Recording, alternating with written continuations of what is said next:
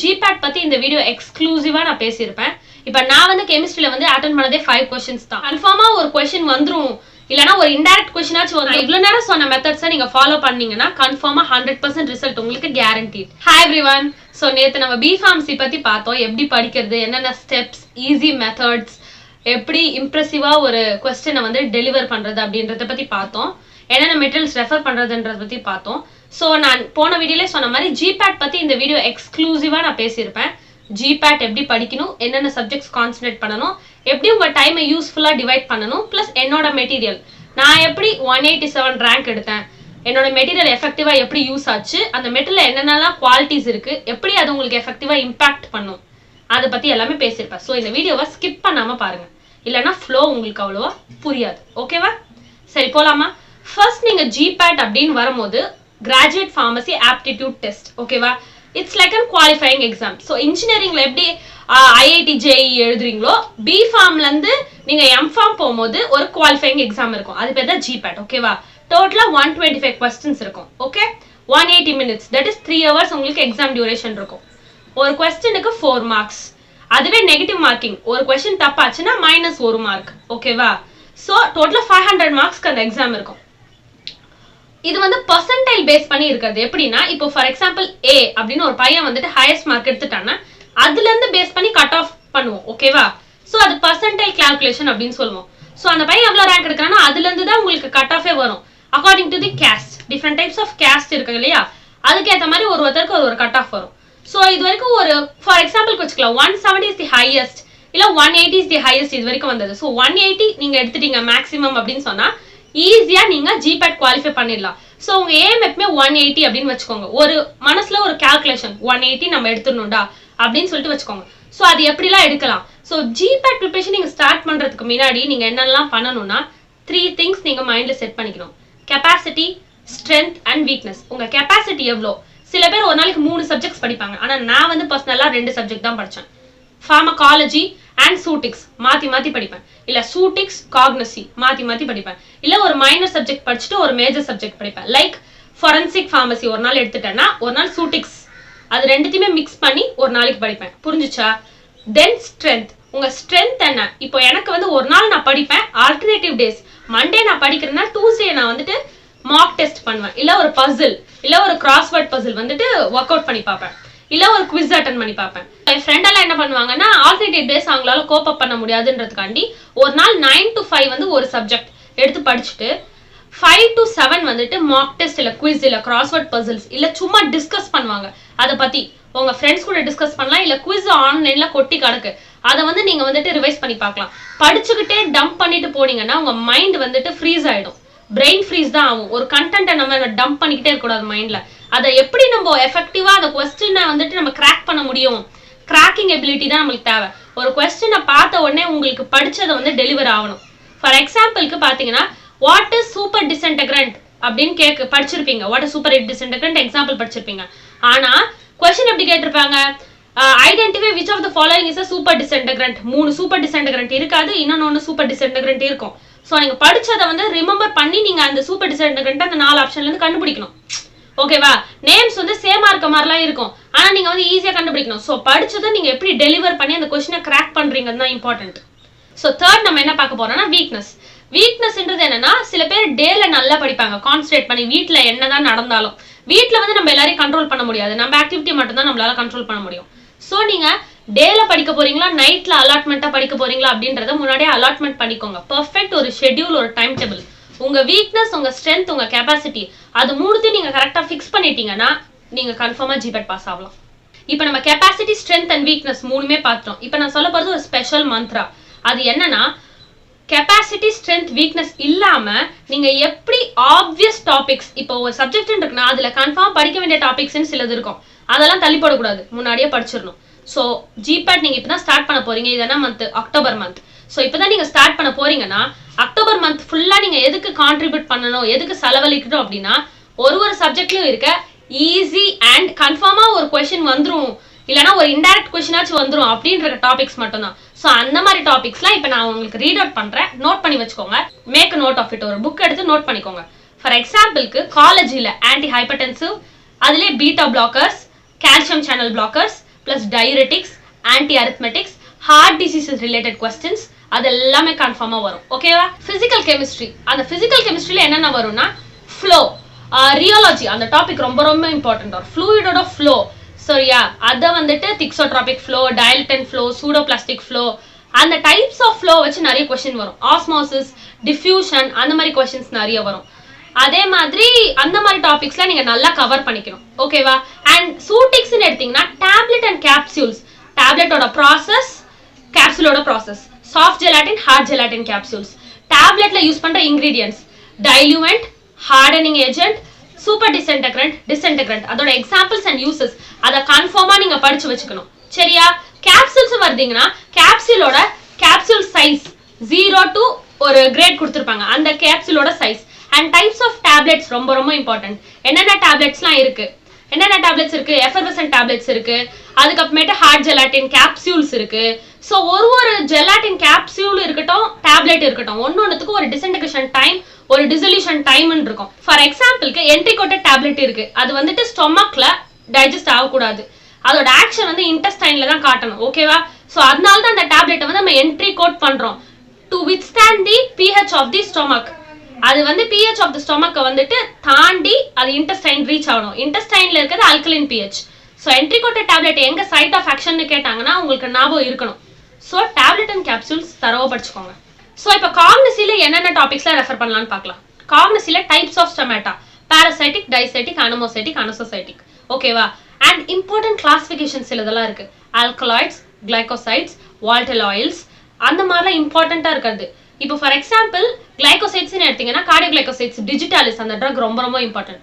So இம்பார்ட்டன்ட்னு நம்மளுக்கே தெரியும், சில அதெல்லாம் ரொம்ப இம்பார்ட்டன்ட், அதெல்லாம் தள்ளி தள்ளி வைக்கக்கூடாது, இம்பார்ட்டண்டா படிச்சிடணும். ஸோ அதுல இருந்து மினிமம் 2 questions வரும். 2 questions பார்க்காதீங்க, 8 marks. ஸோ இந்த மாதிரி நீங்க கலெக்டிவா படிச்சுட்டு வரும்போது ஈஸியா போகலாம். ஓகேவா? ஸோ இப்போ minor subjects like forensic pharmacy அதுல இருந்து கன்ஃபார்மா ஒரு கொஸ்டின்ஸ் வரும். என்னன்னா ஆக்ட்ஸ், மேஜிக் ரெமெடி ஆக்ட், இல்லைன்னா நார்கோட்டிக் ட்ரக் சப்ஸ்டன்ஸ் ஆக்ட், அந்த ஆக்ட்ஸ் எல்லாம் பாத்துக்கோங்க. அதோட ஹெட் குவார்ட்டர்ஸ் எங்க இருக்கு, அதுல ஹெட் ஆஃப் த ஆஃபீஸர்ஸ் யார் யாரு, அவங்க நேம்ஸ், அந்த மாதிரிலாம் நிறைய கொஸ்டின்ஸ் வந்திருக்கு. லாஸ்ட் இயர் கொஸ்டின் பேப்பர்ல ஒரு head of the narcotic drugs bureau கமிஷனோட ஹெட் யாருன்னு கேட்டிருந்தாங்க. அண்ட் ஹெட் குவார்ட்டர்ஸ் எங்க இருக்கு, காசியாபாத், அந்த மாதிரிலாம் கொஸ்டின்ஸ் வரும். So schedule A to Z இருக்கு. இந்த புக்ஸ் பாத்தீங்கன்னா இல்ல பிடிஎஃப்ல கூட இருக்கும், இந்த மாதிரி நிறைய ஷெட்யூல்ஸ் இருக்கும். இம்பார்ட்டன்ட் ஷெட்யூல்ஸ் எதுல இருந்து கேட்பாங்கன்னா schedule M, good manufacturing practices, இல்ல M2 அந்த மாதிரிலாம் கேட்பாங்க. சரியா? ஸோ கிளினிக்கல் ட்ரையலுக்கு என்ன ஷெட்யூல், அந்த மாதிரிலாம் கொஸ்டின்ஸ் வரும். So schedule, magic remedy acts, narcotic drug substance act, important export சம்பந்தமா இருக்க ஆக்ட்ஸ், அதே மாதிரி ஹெட் ஆஃப் தி ஆஃபீஸர்ஸ் யாரு, ஹெட் குவார்ட்டர்ஸ் எங்க இருக்கு. இந்த மாதிரி மைனர் சப்ஜெக்ட்ஸ்ல எது படிக்கணுமோ அதுல மட்டும் கான்சென்ட்ரேட் பண்ணுங்க, சும்மா டிராக் பண்ணிட்டு போகாதீங்க. ஸோ இப்போ கெமிஸ்ட்ரின்னு எடுத்துக்கிட்டீங்கன்னா நேம் ரியாக்ஷன்ஸ் இருக்கும், ஸ்டீரியோ கெமிஸ்ட்ரி இருக்கும். நேம் ரியாக்ஷன்ஸ்ல நிறைய நேம் ரியாக்ஷன்ஸ் இருக்கும், ஒரு 30 நேம் ரியாக்ஷன்ஸ் இருக்கும். அந்த 30 நேம் ரியாக்ஷன்ஸ்ல அட்லீஸ்ட் 1 கொஸ்டின் கன்ஃபார்மா வந்துடும். ஸ்டீரியோ கெமிஸ்ட்ரியில பாத்தீங்கன்னா எபிமர்ஸ்ல வச்சு ஒரு கொஸ்டின் கன்ஃபார்மா வந்துடும். ஸோ அந்த மாதிரி ஆப்வியஸா இருக்கிறதெல்லாம் முன்னாடி முடிச்சு வச்சிடணும். கெமிஸ்ட்ரி மற்றவங்களுக்கும் டிஃபிகல்ட்டா இருக்கும் கிராக் பண்றதுக்கு. ஸோ அலாட்டட் டாபிக்ஸ் மட்டும் கெமிஸ்ட்ரியில பாத்துக்கிட்டு மித்த ஃபார்மகாக்னசி, ஃபார்மசூட்டிக்ஸ் அதுல நிறைய கான்சென்ட்ரேட் பண்ணீங்கன்னா ஈஸியா மார்க் எடுக்கலாம். இப்ப நான் வந்து கெமிஸ்ட்ரியில வந்து அட்டன் பண்ணதே 5 கொஸ்டின்ஸ் தான்.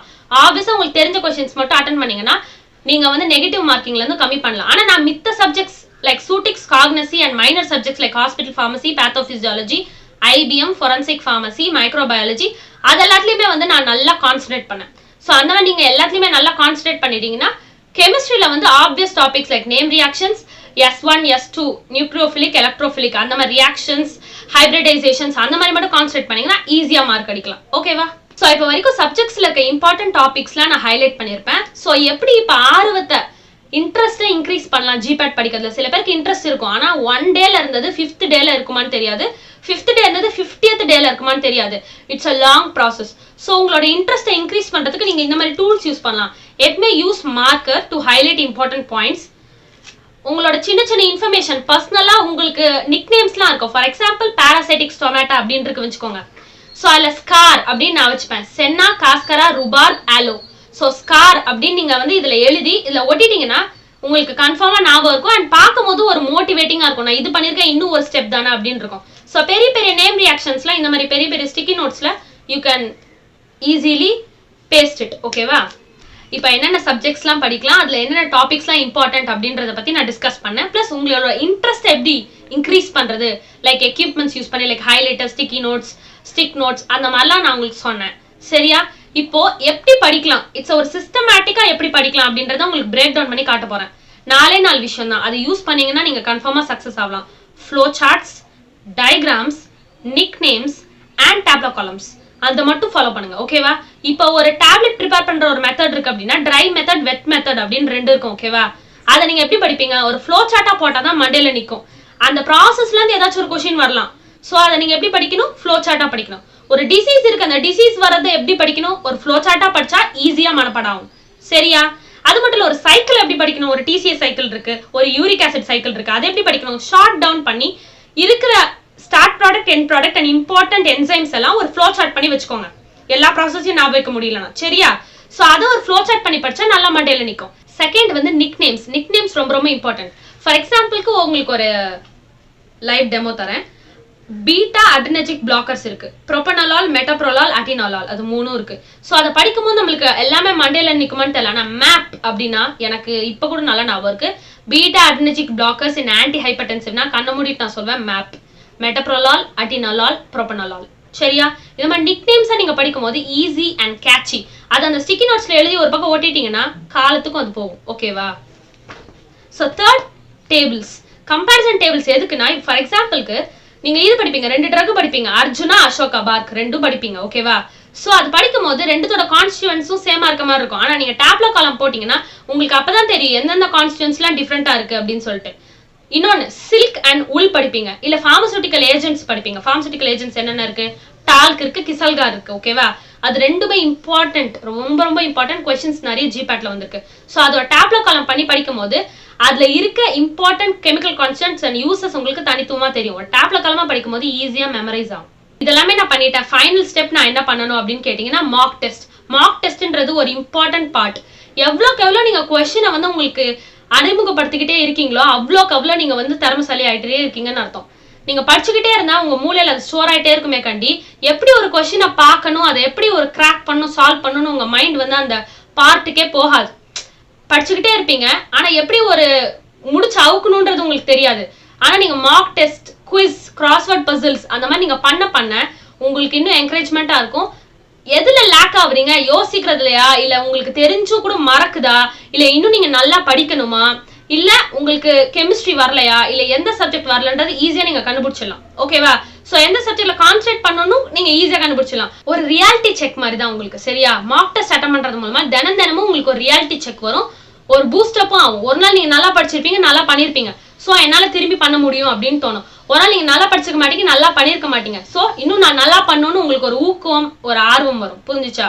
சோ நான் இவ்வளவு நேரம் சொன்ன மெத்தட்ஸை நீங்க ஃபாலோ பண்ணீங்கன்னா கன்ஃபார்மா 100% ரிசல்ட் உங்களுக்கு கேரண்டீட். ஆனா இப்பதான் நான் ஸ்டார்ட் பண்றேன், நான் அக்டோபர் மந்தாக்கா நான் ஸ்டார்டே பண்றேன். ஆனா எனக்கு 100% இன்ட்ரெஸ்ட் இருக்கு, நான் டைமை வந்துட்டு வேஸ்ட் பண்ணிட்டேன், ஆனா இப்போ நான் வந்துட்டு எனக்கு புரியுது, ஜிபேட் நான் பாஸ் ஆகணும் அப்படின்னு நீங்க நினைச்சீங்கன்னா, நான் ஃபாலோ பண்ண ஒரு சக்சஸ் மந்த்ரா நான் சொல்றேன். நான் ஃபாலோ பண்ண மெட்டீரியல்ஸ் எல்லாத்தையுமே நான் கலெக்ட் பண்ணி ஒரு புக்கா நான் கன்காமரேட் பண்ணி வச்சிருக்கேன். ஓகேவா? ஸோ அதுல வந்து நீங்க எதிர்பார்க்குற flow charts, tabular columns, crossword puzzles, questions, last year question papers எல்லாமே எக்ஸ்க்ளூசிவா இருக்கும். அதுல அது மட்டும் இல்லாம எக்ஸ்ட்ராவா உங்களுக்கு மந்த் வைஸ் நீங்க என்னென்ன சப்ஜெக்ட்ஸ் படிக்கணும், என்னென்ன கோல்ஸ், வீக் வைஸ் நீங்க என்னென்ன படிக்கணும் அதோட goals, plus crossword puzzles. Crossword puzzles எதுக்கு, உங்க பிரெயினை வந்து ரீடெஸ்ட் பண்றதுக்காண்டி. நீங்க என்ன படிச்சிருக்கீங்க, அது உங்களுக்கு என்ன புரிஞ்சிருக்கு, நீங்க எவ்வளவு ஸ்கோர் பண்ண முடியும்னு பாக்குறதுக்காண்டி. சாய்ஸ் இல்லாமே இருக்கும் அந்த கிராஸ்வேர்ட் பசில்ஸ்ல. சோ பாருங்க, கன்ஃபார்மா உங்க பிரெயின் அது பெட்டரா ட்ரெயின் பண்ணும். வேற எந்த புக்லயுமே இது வரைக்கும் இருந்தது கிடையாது. Name any GPAT books in the market, ஒரு புக்ல கூட கிராஸ்வேர்ட் பசில்ஸ் இருந்தது கிடையாது. சோ இந்த புக்ல உங்களுக்கு என்ன பெனிஃபிட் மிச்ச புக்ல இல்லாம அப்படின்னா, மிச்ச புக்ல ஜிபேட் மட்டும் தான் கான்சென்ட்ரேட் பண்ணிருப்பாங்க.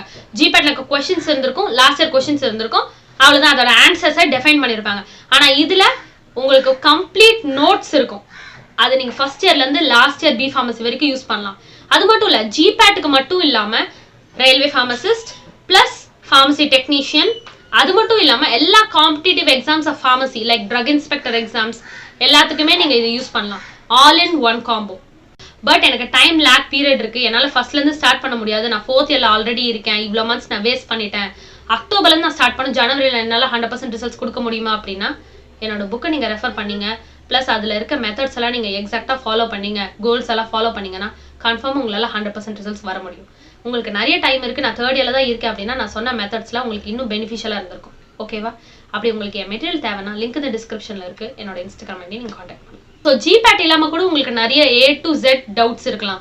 எப்படி ஒரு ஆர்டிக்கல் எழுதுறது, இல்லை B.Pharmacy எப்படி படிக்கிறது, மித்த காம்படிட்டிவ் எக்ஸாம்ஸ்க்கு எப்படி ப்ரிப்பேர் பண்ணுறது. ஸோ அந்த மாதிரி உங்களுக்கு எந்த டவுட்டாக இருந்தாலும் just contact me. Don't hesitate, always welcome.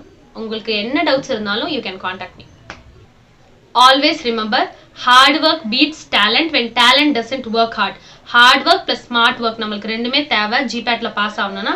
So all the best. லேட்ன்றது எப்பயுமே கிடையாது, எப்போ வேணா ஸ்டார்ட் பண்ணலாம். All the best.